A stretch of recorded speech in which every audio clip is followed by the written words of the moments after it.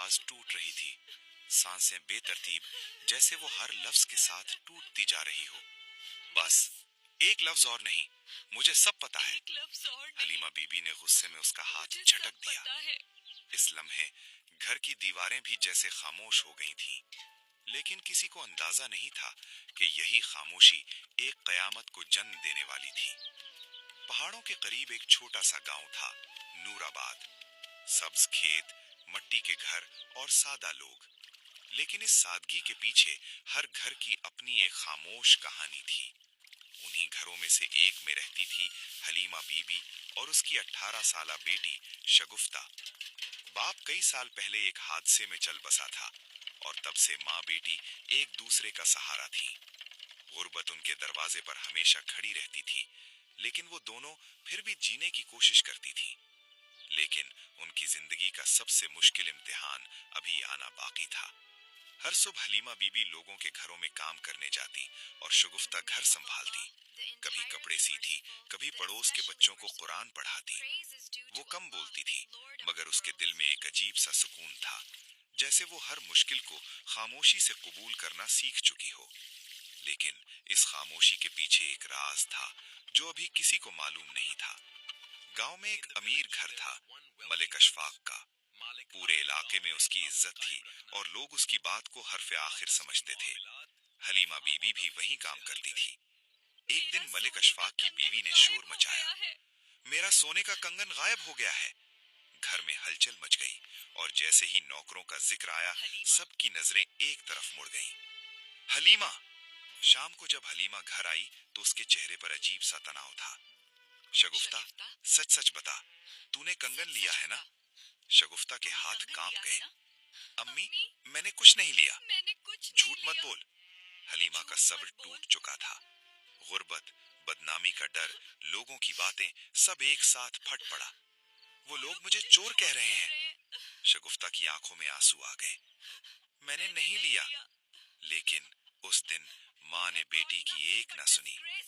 रात गहरी हो गई, घर में खामोशी छा गई।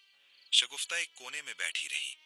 वो बार बार कुछ कहना चाहती थी, मगर रुक जाती, जैसे वो किसी बड़ी सच्चाई को छुपा रही हो। लेकिन ये सच क्या था? अगली सुबह हलीमा ने देखा शगुफ्ता घर में नहीं थी, सिर्फ एक पर्ची रखी थी। अम्मी, मैं चोर नहीं हूँ, मगर अगर मैं रही तो आपको हमेशा बदनामी सहनी पड़ेगी, इसलिए जा रही हूँ। मुझे ढूंढने की कोशिश न करना। ये पढ़ते ही हलीमा के हाथ कांपने लगे। नहीं नहीं, वो बाहर भागी। पूरे गांव में, हर गली में किसी ने मेरी शगुफ्ता को देखा है? लेकिन कोई जवाब नहीं मिला। दिन गुजरने लगे, गांव में बातें होने लगी। लड़की भाग गई, जरूर कुछ चोरी की होगी। हर लफ्ज हलीमा के दिल को चीरता रहा, मगर असल हकीकत अभी सामने आना बाकी थी। एक हफ्ते बाद मलिक अशफाक के घर से खबर आई, कंगन मिल गया है। सब हैरान रह गए। कहाँ था? पुरानी अलमारी में, कपड़ों के नीचे। ये सुनते ही हलीमा के पैरों तले जमीन निकल गई। तो शगुफ्ता सच कह रही थी। उसके होंठ कांपने लगे, आंखों से आंसू बहने लगे। मैंने क्या कर दिया? वो जमीन पर गिर गई। मेरी बेटी सच बोल रही थी। इस दिन के बाद हलीमा की जिंदगी सिर्फ एक तलाश बन गई। वो हर शहर गई, हर दरवाजा खटखटाया, मगर शगुफ्ता का कोई पता न चला। महीने गुजर गए। फिर एक दिन गांव के करीब सड़क पर एक जख्मी लड़की मिली। जब हलीमा वहां पहुंची तो उसका दिल रुक गया। शगुफ्ता। शगुफ्ता कमजोर थी, जख्मों से भरी, मगर जिंदा थी। अस्पताल के बिस्तर पर हलीमा उसके पास बैठी रही। मुझे माफ कर दे बेटा। शगुफ्ता ने आहिस्ता से आंखें खोली। अम्मी, मैंने कंगन नहीं लिया था। मुझे पता है। हलीमा फूट फूट कर रो पड़ी। मैं सिर्फ आपको बचाना चाहती थी। किससे?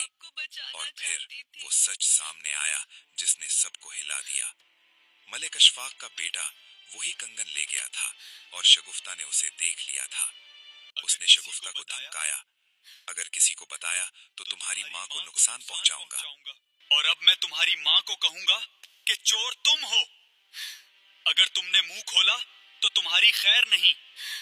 शगुफ्ता ने डर के मारे खामोशी इख्तियार की اور جب الزام لگا تو اس نے سچ چھپا لیا۔ یہ سن کر حلیمہ کی روح کانپ گئی۔